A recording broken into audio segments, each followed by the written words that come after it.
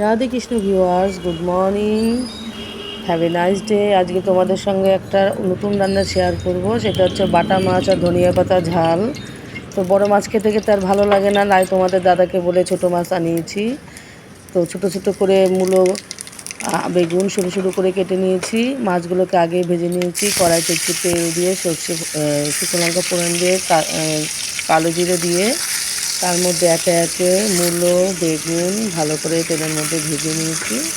বেশ সুন্দর করে লাল লাল করে ভেজে নেওয়ার পর হলুদ, নুন সব কিছু দিয়ে বেশ তেলের মধ্যে ভালো করে ভেজে নিতে হবে। আর মাছগুলোকে আমি আগেই ভেজে নিয়েছি।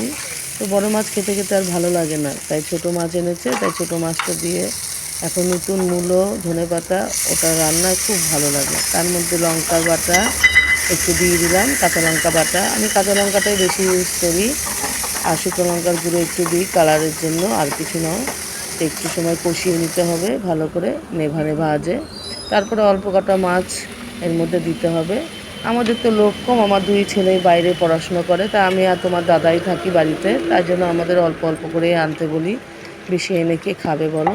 তারপরে মাছগুলোকে দিয়ে একটুখানি সময় ফুটতে দিতে হবে, এবং সবজিগুলো যাতে নরম হয় তাই জন্য গ্যাসটাকে একটু লো ফ্লেমে রাখতে হবে। সেটা রাখার পর খানিকক্ষণ পর এই যে ধনিয়া পাতাগুলো, একদম ফ্রেশ ধনিয়া পাতা, আমি শিলনোড়াতে মশলা বেটে খাই, তো ওখানে পেস্ট করে নিয়ে তারপরে এই ধনিয়া পাতাটা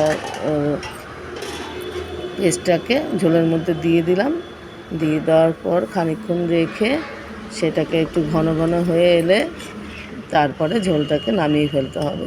একটু সময় খুব ভালো লাগে খেতে, গরম গরম ভাত দিয়ে খাবে করে, এক থাল ভাত খাওয়া হয়ে যাবে। সবার কীরকম লাগলো আমাকে জানাবে। ভালো লাগলে আমার চ্যানেলটাকে সাবস্ক্রাইব করবে, আমাকে সাপোর্ট করবে, লাইক করবে, কমেন্ট করবে। আর আমার ভিডিওগুলো দেখার জন্য অনেক ধন্যবাদ তোমাদেরকে। সবাই খুব ভালো থেকো।